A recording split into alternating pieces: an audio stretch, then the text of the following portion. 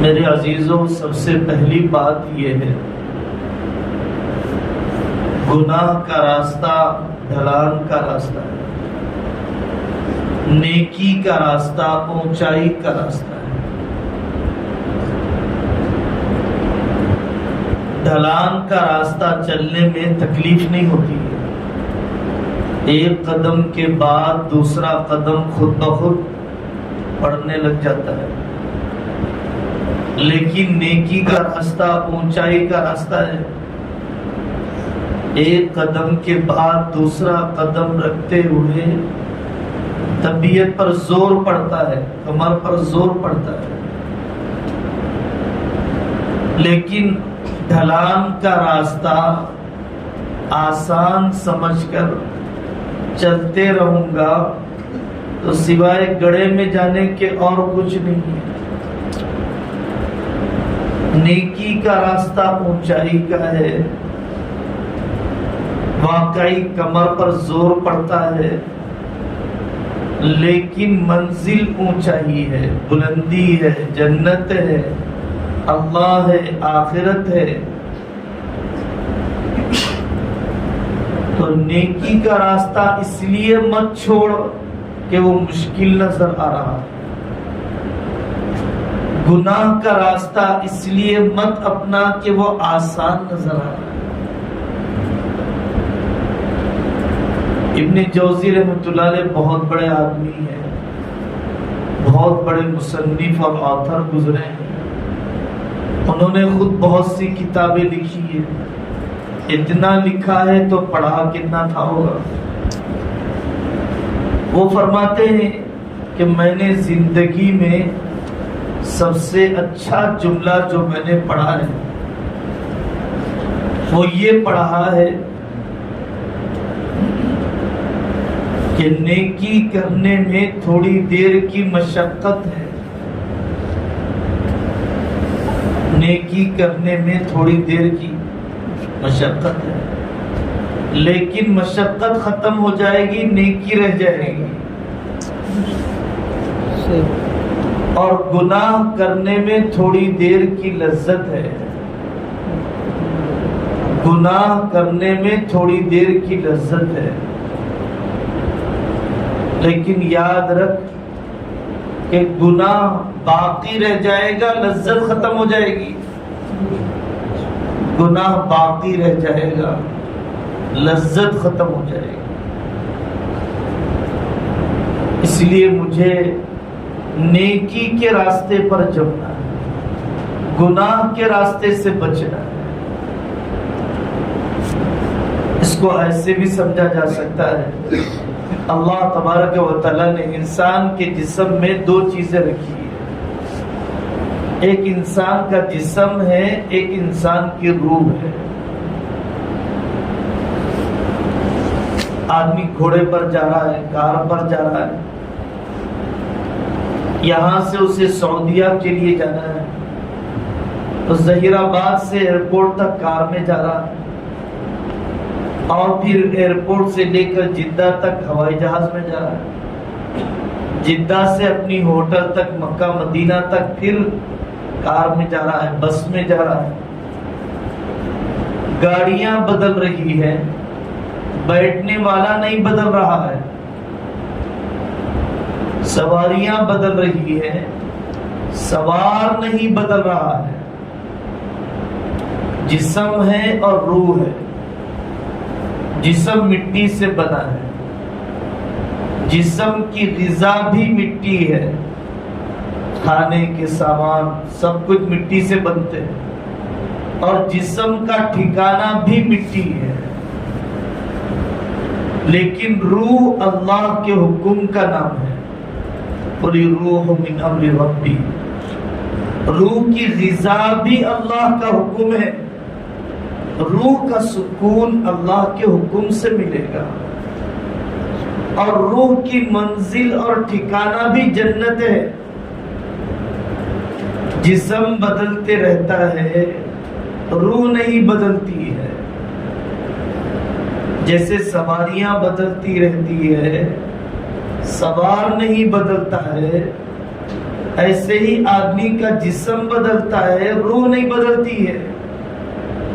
ماں کے پیٹ میں جو جسم تھا وہ الگ ہے، دنیا میں آنے کے بعد جو جسم ملا وہ الگ ہے۔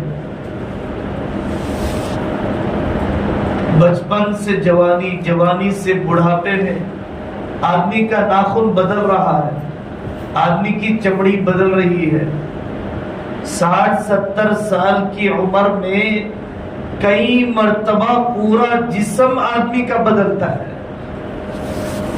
پھر اس کے بعد برزخ کی زندگی کا جسم الگ ہے، آخرت کی زندگی اللہ کرے جنت میں جائے اس کا جسم الگ ہے، اللہ نہ کرے جہنم میں جائے اس کا جسم الگ ہے۔ جسم بدل رہا ہے، روح نہیں بدل رہی ہے۔ اور اصل انسانوں کی روح ہے، اصل انسانوں کا جسم نہیں ہے، اصل جسم نہیں ہے۔ ایک آدمی کا انتقال ہو گیا، اس آدمی کا نام ابو بکر ہے، اس کی لاش رکھی ہوئی ہے۔ لوگ کہتے ہیں ابو بکر صاحب کا انتقال ہو گیا، چلے گئے انہوں، 5 فٹ کا جسم رکھا ہوا ہے، 6 فٹ کا جسم رکھا ہوا ہے، کون ہے یہ؟ چلے گئے۔ اس کی روح کا چلے جانا ابو بکر صاحب کا چلے جانا ہے، اور روح کا رہنا ابو بکر کا رہنا ہے۔ کسی کے گھر میں مہمان آ جائے اور وہ ان کی گاڑی کو تو کھلائے، مہمان کو نہ کھلائے۔ آپ کی گاڑی میں پیٹرول ہے صاحب، میں پیٹرول ڈال دیتا ہوں۔ آپ کی گاڑی بہت دن سروسنگ نہیں ہوئی، میں سروسنگ کر دیتا ہوں۔ سب کچھ وہ کر رہا ہے سواری کے لیے، لیکن سوار اور مہمان کے لیے کچھ نہیں کر رہا۔ نادانی ہے، ناسمجھی ہے، بیوقوفی ہے۔ اسی طریقے سے ہم جسم کے تقاضے تو پورے کر رہے ہیں، روح کے تقاضے پورے نہیں کر رہے۔ جو اصل روح ہے اس کے تقاضے پورے نہیں کر رہے، جو اصل روح کی غذا ہے وہ ہم اس کو نہیں دے رہے، جسم کے پیچھے پڑے ہوئے ہیں۔ پوری دنیا میں جسم پر محنت ہے، روح پر محنت نہیں، تن پر محنت ہے، من پر محنت نہیں، عقل پر محنت ہے، دل پر محنت نہیں ہے۔ اور آدمی اپنے دل پر چلتا ہے، عقل پر نہیں چلتا ہے۔ شراب پر پی ایچ ڈی کیا ہوا ہے، شراب کے نقصانات پر، شراب نہیں چھوٹ رہی ہے۔ سگریٹ کے نقصانات پر پی ایچ ڈی کیا ہوا ہے، لیکن سگریٹ نہیں چھوٹ رہا ہے، دل نہیں مانتا صاحب۔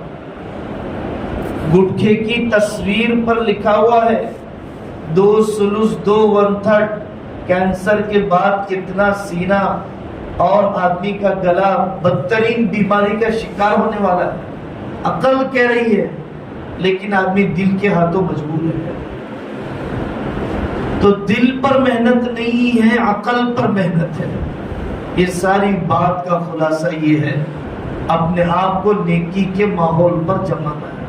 جمائیں گے نا سب انشاءاللہ۔ اور آدمی اپنی روح کے تقاضوں کو، روح کی غذا کی فکر کرے۔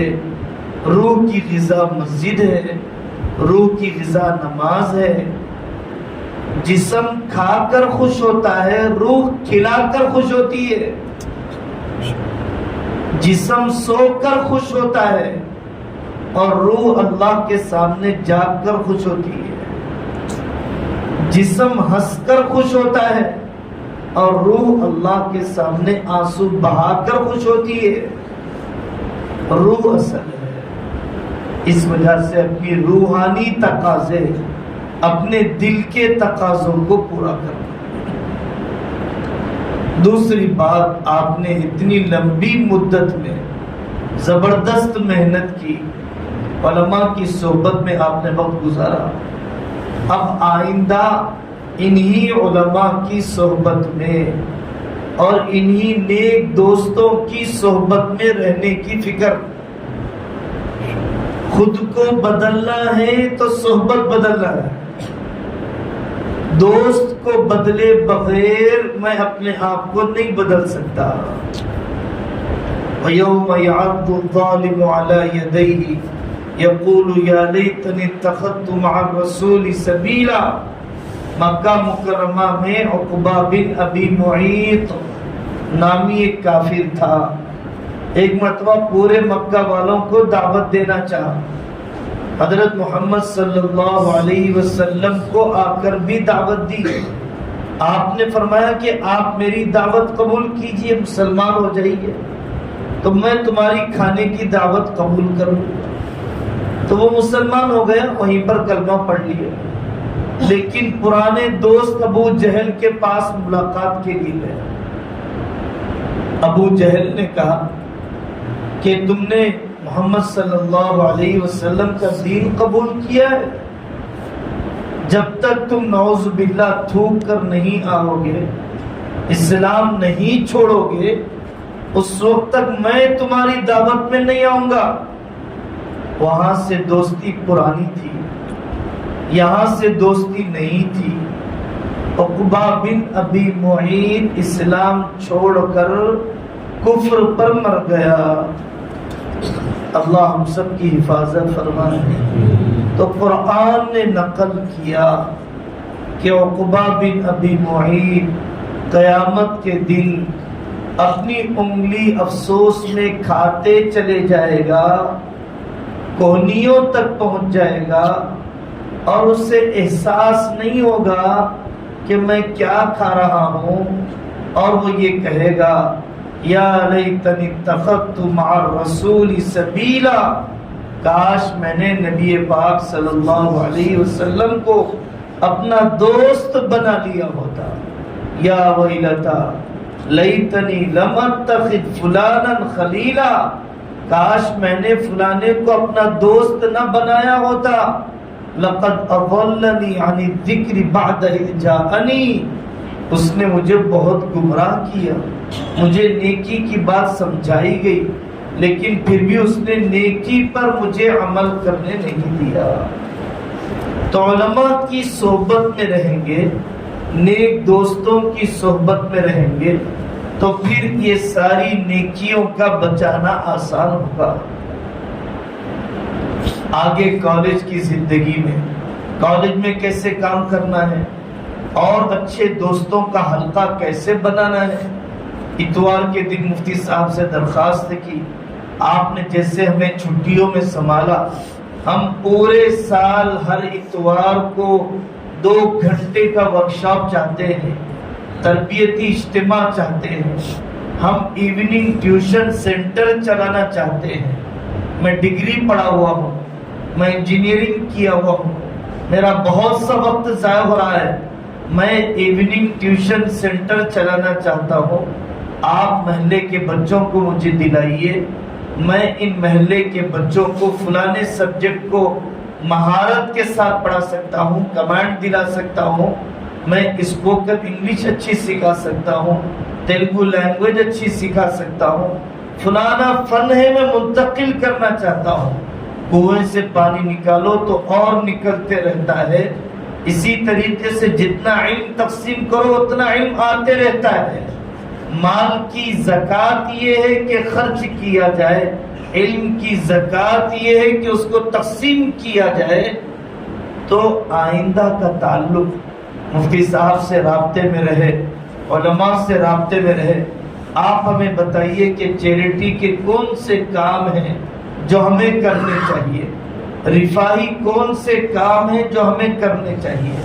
کورونا کے زمانے میں آپ نے دیکھا, ہم نے اپنے محلے میں دیکھا, ایک نوجوان 18 آکسیجن سلنڈر لا کر اس نے رکھے اور نہ جانے کتنے انسانوں کی جان اس نے بچائی ہے. کام کیا, صلاحیت ہے, چیلنجز آئے, وہ صلاحیت اس کے اندر کی کھلی. ان علماء سے جڑ کر رہیں گے, اس صحبت سے جڑ کر رہیں گے. ایک آندھرا کے گاؤں میں ہم جاتے ہیں, آپ سے آپ کی عمر کے نوجوان آئے, ہمارے دیہاتوں میں مکتب نہیں ہے, ہم مکتب شروع کرنا چاہتے ہیں, مشورے کے حوالے ہیں, مکتب شروع کروا دیجئے. آج ان نوجوانوں کے 6 نوجوانوں کے ذریعے سے 11 مکتب چلتے ہیں. 11 مکتب ان 6 نوجوانوں کے ذریعے سے چلتے ہیں. آپ مفتی صاحب سے کہیے کہ آپ اس اتوار کو ورکشاپ رکھیے, سرکاری اسکیمات سے استفادہ کیسے ہو. ہمارے اسٹیٹ میں بہترین قسم کی سرکاری اسکیمات ہیں, اس سے فائدہ کیسے اٹھایا جائے. تو پریزنٹیشن دیا جائے گا, سمجھایا جائے گا کون کون سی ویب سائٹس ہیں, اس ویب سائٹ سے استفادے کا طریقہ کیا ہے, لیگل پروسیجر کیا ہے. وہ سب کرنے کے بعد ایک نوجوان ہے جو یہی کلاسز لیتے ہیں, اس نوجوان کے ذریعے سے اب تک الحمدللہ 1 کروڑ کے قریب اس نے اسکالرشپ نوجوانوں کو دلائی. 1 کروڑ کمانے کو کتنا وقت لگ جائے گا. سرکاری اسکیمات سے استفادہ. ہمارا وقت چبوتروں میں گزر سکتا تھا, گزر رہا ہے بہت سے بد نصیبوں کا. ہمارا وقت فونوں میں کٹ سکتا تھا, لیکن کتنے نوجوانوں کو اسکالرشپ دلانے اور اس کا پروسیجر کرنے, شادی مبارک اسکیم کے ذریعے سے اسی فون پر, کوئی بڑے لیپ ٹاپ پر نہیں, کوئی بڑے کمپیوٹر پر نہیں, کوئی می سیوا پر نہیں, ہزاروں لوگوں کے ووٹر آئی ڈی کارڈ اور ڈاکومنٹس کو درست کر دیا.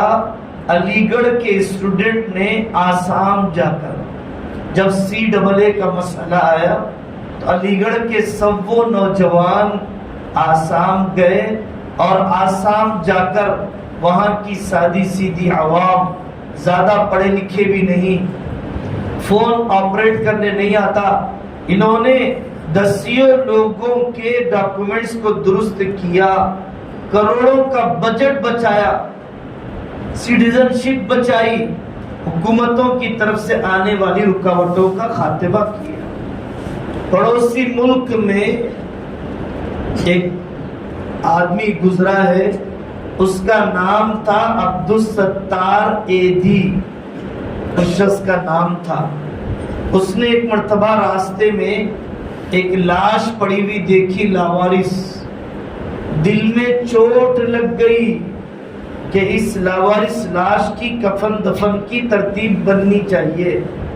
ان کے پاس جو کچھ تھا انہوں نے اپنی ٹوٹی پھوٹی چیتک پر اس لاش کو کسی طریقے سے رکھا اور کفنا کر نہلا کر دفن کیا, نماز جنازہ پڑھ دی. لیکن زندگی میں ٹھان لیا کہ مجھے لاوارث لاشوں کی تکفین اور تجہیز کا کام کرنا ہے. آپ یوٹیوب پر مار کر دیکھ لیجئے, گوگل پر دیکھ لیجئے, عبدالستار ایدھی, اس یہیں کے رہنے والے, ہندوستان کے, بعد میں سے پڑوسی ملک منتقل ہو گئے.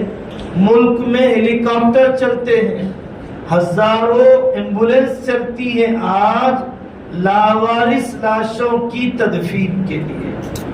اس بندے کے ذریعے سے اتنا بڑا کام ہوا جب انہوں نے ٹھان لیا کہ مجھے اپنی زندگی کو پوٹینشیل بنانا ہے, میری زندگی کو بافیض بنانا ہے, میری زندگی کو صرف اپنے پیٹ کو جینے کے لیے نہیں, انسانوں کو نفع پہنچانے کے لیے لگانا ہے.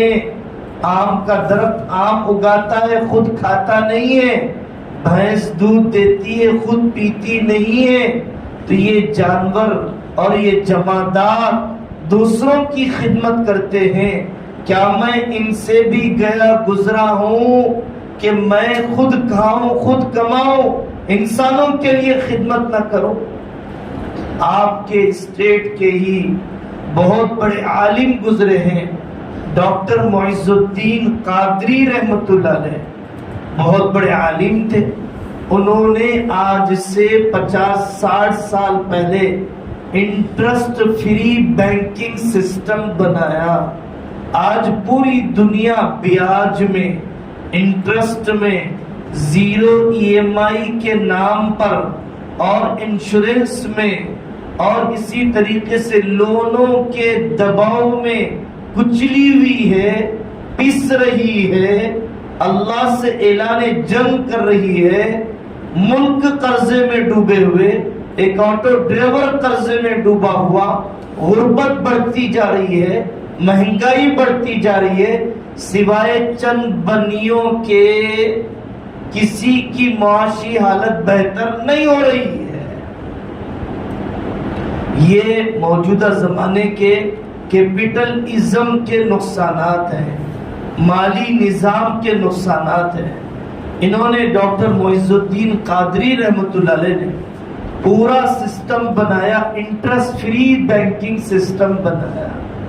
آج پوری دنیا میں علماء کے ذریعے سے، مفتی تقی عثمانی صاحب کے ذریعے سے اور بہت سی تنظیموں کے ذریعے سے کویت میں، قطر میں، دبئی میں، انڈونیشیا، ملیشیا میں، سری لنکا میں، ایسے کئی ملکوں کے اندر انٹرسٹ فری بینکنگ سسٹم سعودیہ میں چل رہا ہے کہ جس کے ذریعے سے صرف بینکر کا فائدہ نہیں ہے، آنے والے کسٹمر کا بھی فائدہ ہے، جس سے پوری دنیا کی مہنگائی، جس سے پوری دنیا کی غربت، جس سے پوری دنیا کے اندر جو مالدار غریب کا زمین آسمان کا فرق ہے، کوئی امبانی ہی بنتا چلا جائے اور کوئی رکشے کا قرض ہی ادا کرتا چلا جائے، یہ جو نابرابری ہے اور یہ جو زمین آسمان کا فرق ہے،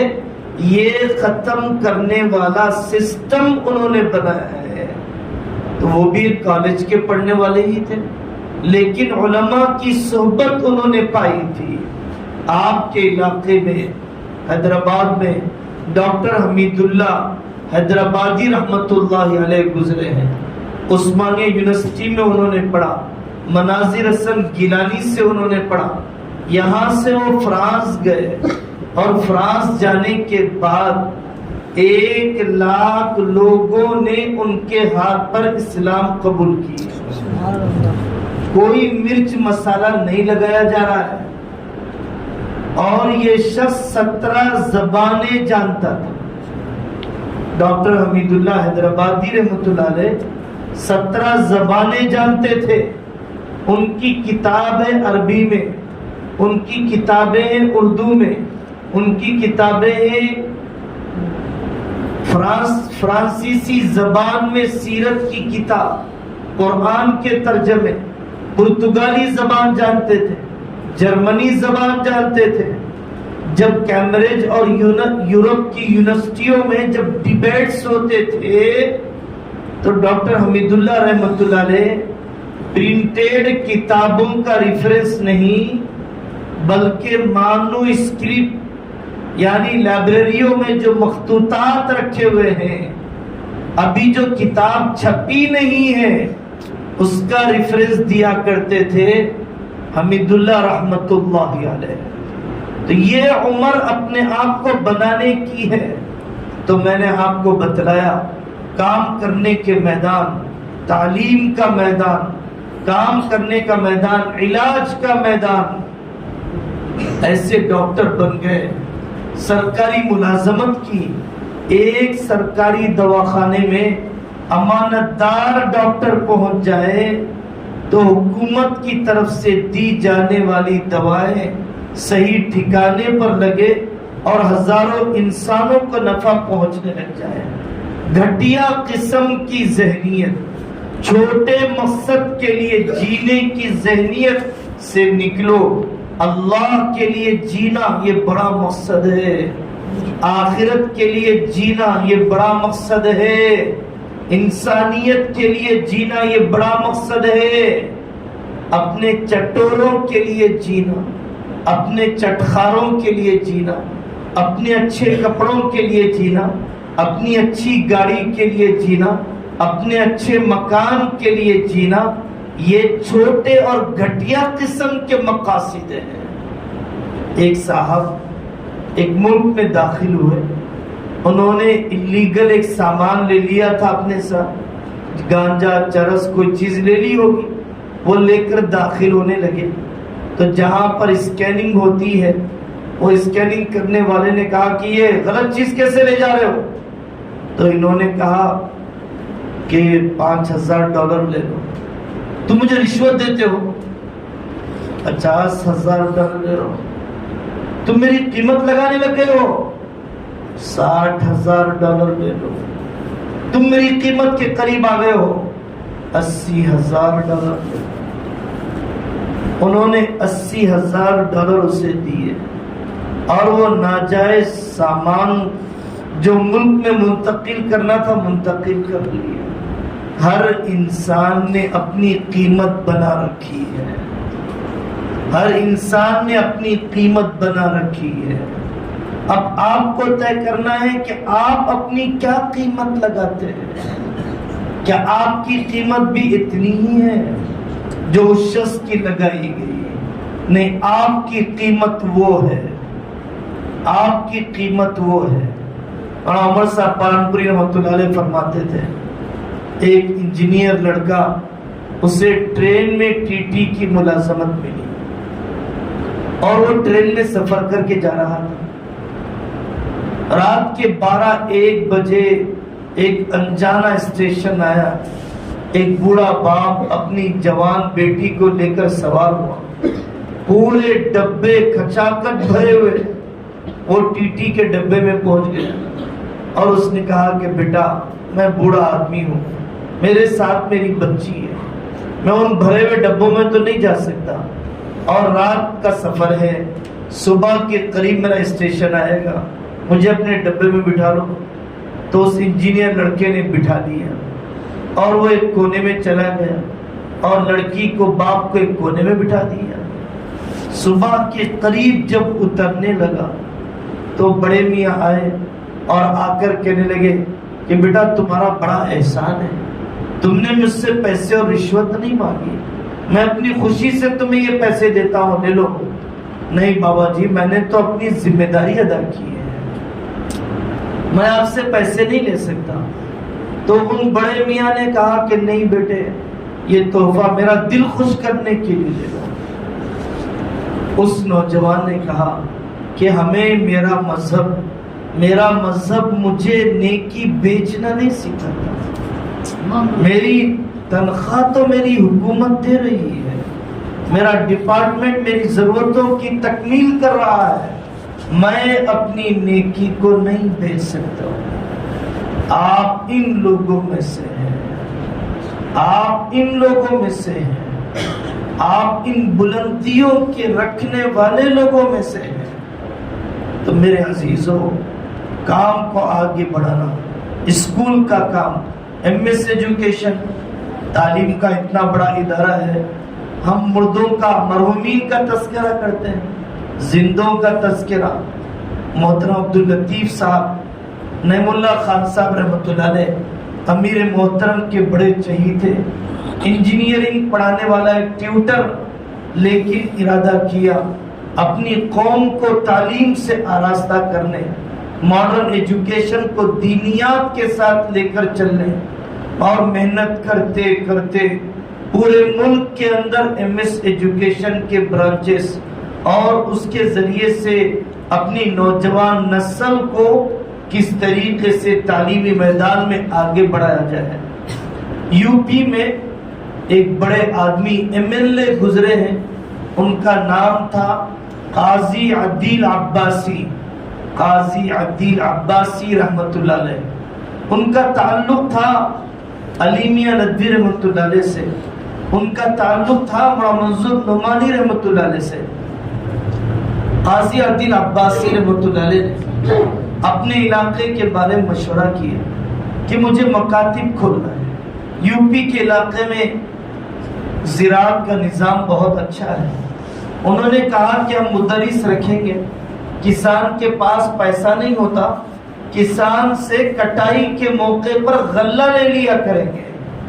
ان قاضی عدیل عباسی ایک MLA کے ذریعے سے، علماء سے تعلق رکھنے والے شخص کے ذریعے سے تعلیمی کونسل، دینی تعلیمی کونسل کے میدان میں اللہ تبارک و تعالیٰ نے ہزاروں مکاتب اس شخص کے ذریعے سے آباد کیے۔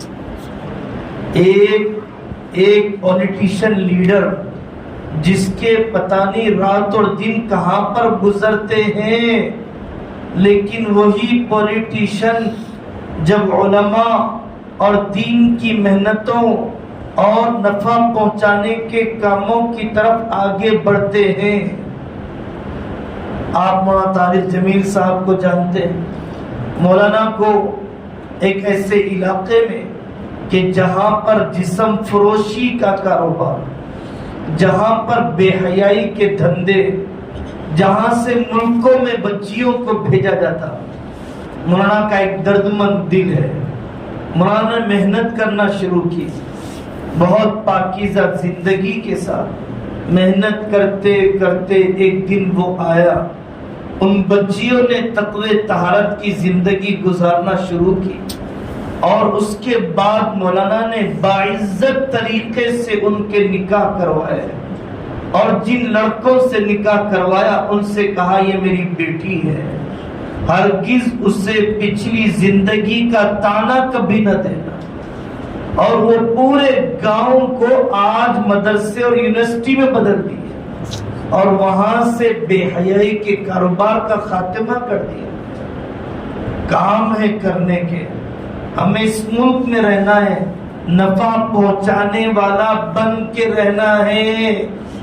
جو چیز نفع پہنچاتی ہوئی رہتی ہے اسی کا وجود رہنے دیا جاتا ہے۔ آمبور کے علاقے میں، آرکاٹ کے علاقے میں، مدراس کے علاقے میں آج بھی وہ عالم دین موجود ہے، اللہ انہیں جزا خیر عطا فرمائے۔ مدرسے تو کھلتے رہتے ہیں، لیکن ان کے دل میں درد پیدا ہوا کہ شراب بہت پھیلتی جا رہی ہے، اور شراب کے نتیجے میں کتنے خاندان اجڑتے جا رہے ہیں۔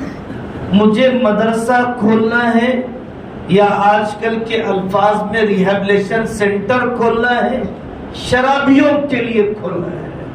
انہوں نے محنت کرنا شروع کیا۔ اب اس کے بعد اس بندے خدا نے دسیوں لوگوں کو محنت کر کے اس بری لت سے نجات دلا دی ہے۔ ریہیبلیشن سینٹرز اور ایسے ادارے کہ جہاں پر ایسی لت والے نوجوانوں کو یوگا کروا کے رکھوایا جاتا ہے، پوجا کروا کے رکھوایا جاتا ہے، یا حضرت عیسیٰ علیہ السلام کی عبادت اور اسٹیچیو اور پھر کرسمس کروا کے رکھوایا جاتا ہے، لیکن ایک مسلمان عالم دین کے ذریعے سے سماج کی اس برائی کے خاتمے کی کوشش، سماج کے اس برائی کے خاتمے کی کوشش کیسے کی گئی؟ آپ پوری دنیا میں ترکی کے اندر طیب رجب اردوغان صاحب دامت برکاتہم، اللہ ان کو صحت عطا فرمائے، حوصلہ عطا فرمائے، استقامت عطا فرمائے۔ آپ ان کی فتح کی کامیابیوں کو سن رہے ہیں۔ 21 سال سے زیادہ اپنے ملک کا پریزیڈنٹ، آج سے 70 سال پہلے، آج سے 70 سال پہلے ان کے استاد نجم الدین اربکان، آج سے 70 سال پہلے عدنان مندریس نامی ایسے زندہ دل لوگ کھڑے ہوئے کہ جنہوں نے پورے ترکی کے اندر ریولیشن لانا چاہا۔ پہلے کا ترکی ایسا تھا کہ اذان عربی میں نہیں ترکی زبان میں دی جائے گی، قرآن عربی زبان میں نہیں ترکی زبان میں پڑھا جائے گا، اور اسی طریقے سے کوئی ٹوپی یا عمامہ نہیں بلکہ انگریزوں کے ہیٹ اور ٹوپی کو پہنے گا، کوئی کرتا پاجامہ شیروانی کا لباس نہیں بلکہ انگریزوں کا لباس ہی پہنے گا۔ داڑھی پر پابندی لگا دی گئی، مدرسوں کو ختم کر دیا گیا، تہخانوں میں علماء نے چھپ کر انڈر گراؤنڈ پڑھایا، جنگلوں میں پہنچ کر بکریاں چراتے ہوئے لباس بدل کر حافظ قرآن تیار کیے، غاروں میں رہ کر عالم دین تیار کیے، سیٹی ٹرین میں ایک کنارے سے دوسرے کنارے سفر کرتے ہوئے بچوں کا قرآن سنا اور سنایا. سولیوں پر ہزاروں کی تعداد میں علماء کو چڑھایا گیا. لیکن ان اکابر نے پورے ایجوکیشن سسٹم کو بدلا اور علماء کو ملک میں کام کرنے کا موقع دیا. اور آج اللہ تبارک و تعالی نے تیسری مرتبہ اور پورے ملک کے اندر دلوں پر حکومت کرنے کا موقع انہیں عطا فرمایا. 70 سال کی محنتیں، 80 سال کی محنتیں، استقامت سے کام کرنا پڑتا ہے. پونا میں اندھے بچوں کا مدرسہ اور مولوی شارم میں اندھے بچوں کا مدرسہ، اور اسی طریقے سے ساؤتھ افریقہ میں نابینا طلبہ عالم بن کے نکل گئے. پڑھانے والے اندھوں کو پڑھا دیتے ہیں، نہیں پڑھانے والے آنکھ رکھنے والی اولاد کو بھی جاہل رکھ لیتے ہیں. پڑھانے والوں نے اندھوں کو آنکھ والوں سے آگے بڑھا دیا، نہیں پڑھانے والوں نے آنکھ رکھنے والوں کو اندھوں سے بدتر کر دیا. اصل معذوری جسم کی معذوری نہیں، حوصلے کی معذوری ہے. اصل معذوری نیت کی معذوری ہے. اصل معذوری جذبے کی معذوری ہے. جذبہ معذور بن گیا، کچھ کام نہیں کر سکتا ہے. معذوروں کے کارنامے، بریل لینگویج جس نے وہ زبان بنائی کہ سوئی کے ذریعے سے نقطے بنائے جاتے ہیں اور نابینا لوگ بریل لینگویج ہاتھ پھیر پھیر کے پڑھتے ہیں، اور ویسی لینگویج میں پورا علم کورس ہے، ویسی لینگویج میں پوری انجینئرنگ ہے. اس بندے خدا نے جس کو ایک بیماری لگ گئی تھی اور ڈاکٹروں نے کہہ دیا تھا، اس کے پاس ایمان نہیں تھا، اس کے پاس آخرت نہیں تھی. ایمان اور آخرت تو حوصلے بڑھا دیتے ہیں. تو اس بندے کے دل میں آیا بچے کچے زندگی کے 1-2 سال انسانوں کو نفع پہنچانے میں لگاؤں. تو اس بندے نے وہ بریل لینگویج بنا دیا. آپ نے پڑھا اسٹیفن ہاکنگ کے بارے میں، جو پورے جسم کی زندہ لاش، اس کی تصویر اس طریقے سے زندہ لاش بنی ہوئی، کمپیوٹر اس کے دل کے خیالات کو پڑھتا ہے، لکھتا ہے، یہ کریکشن کرتا ہے اور دوبارہ لکھتا ہے. اس کی موت پر ایسی زندہ لاش 1 دن بیمار نہیں رہا، 2 دن بیمار نہیں رہا، 2 سال بیمار نہیں رہا، کئی سال اسی طریقے سے رہنے والا ایک خاص بیماری کی وجہ سے جسم ناکارہ ہونے لگ گیا. لیکن اس نے اس بیماری کے زمانے میں انسانوں کو میتھس کے میدان میں وہ فارمولے اور وہ کارنامے کیے کہ دنیا نے اس کے مرنے پر افسوس کیا ہے، دنیا نے اس کے مرنے پر کمی محسوس کی ہے. علماء نے کتابیں لکھی، نابینا علماء کہ نابینا تھے لیکن کیسے کام کر کے گئے. اس وجہ سے میری اس ساری بات کا خلاصہ یہی ہے کہ اپنے آپ کو پورے سال جوڑے رکھنا ہے. ہمارے بچے، ہماری بچیاں، بوتھن کے علاقے میں ایک صاحب رہتے ہیں، اللہ تعالیٰ نے کلیکٹریٹ میں انہیں ملازمت دی ہے. اب تک اس بندے نے 50,000 سے زیادہ نوجوانوں کو ملازمت دلائی ہے. آپ 10th فیل ہیں تو آئیے، 12ویں فیل ہیں تو آئیے، آپ انجینئرنگ فیل ہیں تو آئیے، میں آپ کو کسی نہ کسی جاب میں ریپلیسمنٹ کرا کے دے دوں گا اور سرکاری کی شعبے میں رہبری ہو سکتی ہے، اس شعبے کی میں تمہاری رہبری کروں گا. اب بتائیے، جو خود باپ کی کمائی پر جیتا ہو کیا وہ سوچے گا کہ میں دوسرے کو روزگار دلاؤں؟ جو اپنی بیوی کو خرچ نہ دیتا ہو کیا وہ بیواؤں کو وظیفہ دینے کا خواب دیکھے گا؟ جو اپنے بچوں کی فیس ادا نہ کرتا ہو وہ یتیموں کی کفالت کا خواب دیکھے گا؟ وہ یتیموں کی کفالت ہے کیا؟ اپنے بچوں کی فیس جس سے ادا نہیں ہوتی ہے۔ بہار کے علاقے میں ایک نوجوان بلکہ ایک عورت نے طے کیا کہ بہت سی عورتیں جیلوں میں بند ہیں، ان کی اولاد بے آسرا ہے، مجھے ان بے آسرا اولاد کی تعلیم کا انتظام کرنا ہے۔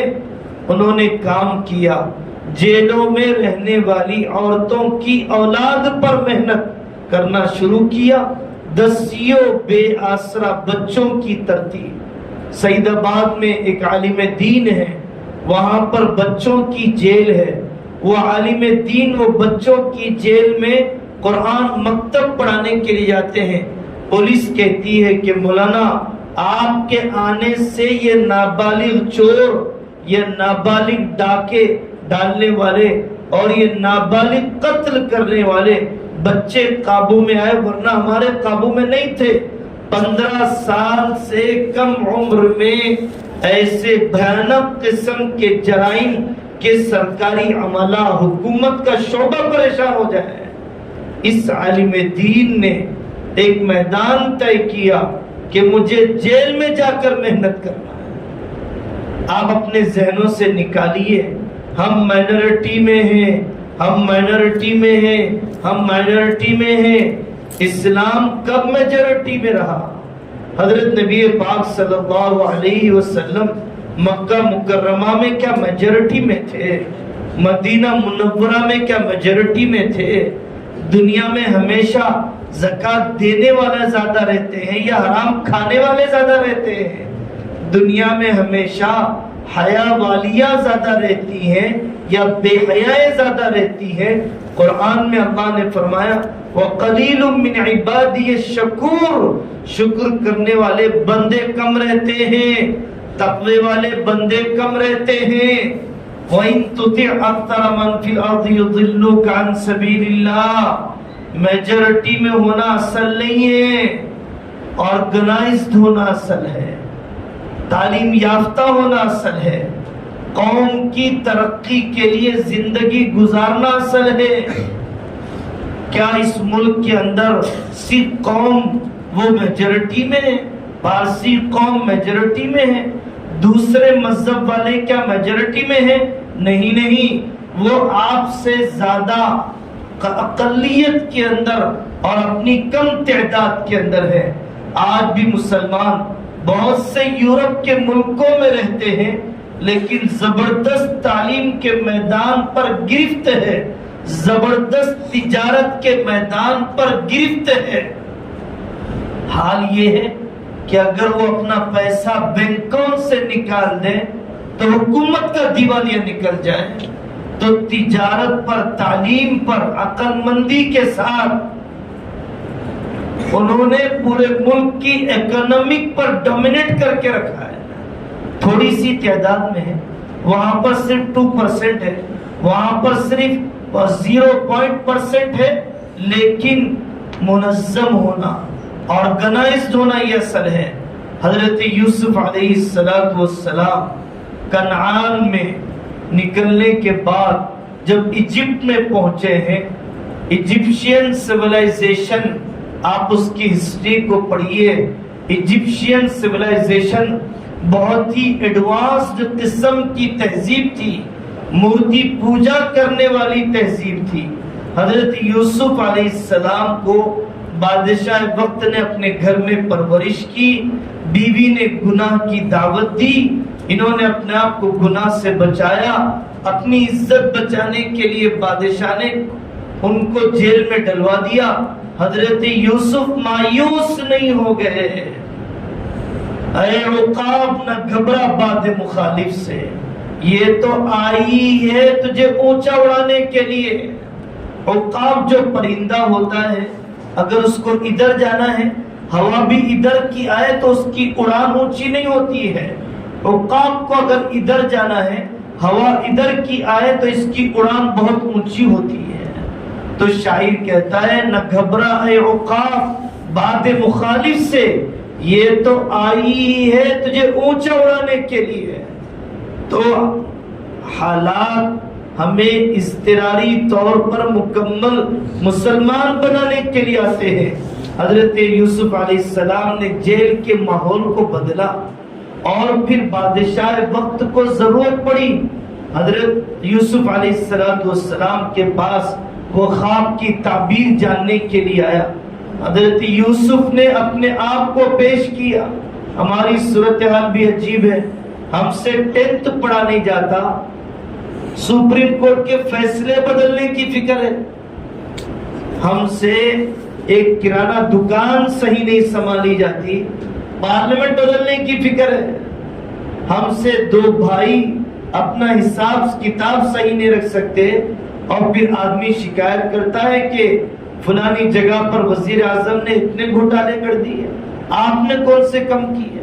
حضرت یوسف علیہ السلام نے پورے ایگریکلچر سسٹم کو سنبھال کر بتایا، پورے فائنانس سسٹم کو سنبھال کر بتایا، پورے فوڈ ڈسٹریبیوشن سسٹم کو سنبھال کر بتایا، پوری منسٹری کو صحیح رخ پر لایا، خاموشی کے ساتھ اسلام کی دعوت دیتے رہے۔ کفر میں کوئی دم نہیں ہے، شرک میں کوئی وزن نہیں ہے، دوسری قوموں کے پاس کوئی میسج نہیں ہے، ان کے پاس کپڑے پہننے کا سلیقہ نہیں ہے، ان کے پاس استنجا کرنے کے آداب نہیں ہے، ان کے پاس نکاح والی زندگی کے اصول نہیں ہے، صرف اسلام، صرف اسلام، صرف اسلام وہ مذہب ہے کہ جس کے پاس آسمانی تعلیمات ہے، جس کے پاس سچی تعلیمات ہے، جس کے پاس زندگی کے ہر قدم پر تعلیمات ہے، توحید کی گہرائی ہے۔ کفر تو غلام بناتا ہے، چوہے کا غلام، چار پیر کے جانور کا غلام، سورج کا غلام، چاند کا غلام۔ کفر آدمی کو چیزوں کا غلام بناتا ہے، اور توحید وہ چیز ہے جو آدمی کو مخلوقات کی غلامی سے نکال کر خالق کے سامنے سجدہ کرنے پر لاتی ہے۔ ہم کسی کے خداؤں کو برا نہیں کہتے، لیکن توحید سمجھاؤ، توحید سمجھاؤ۔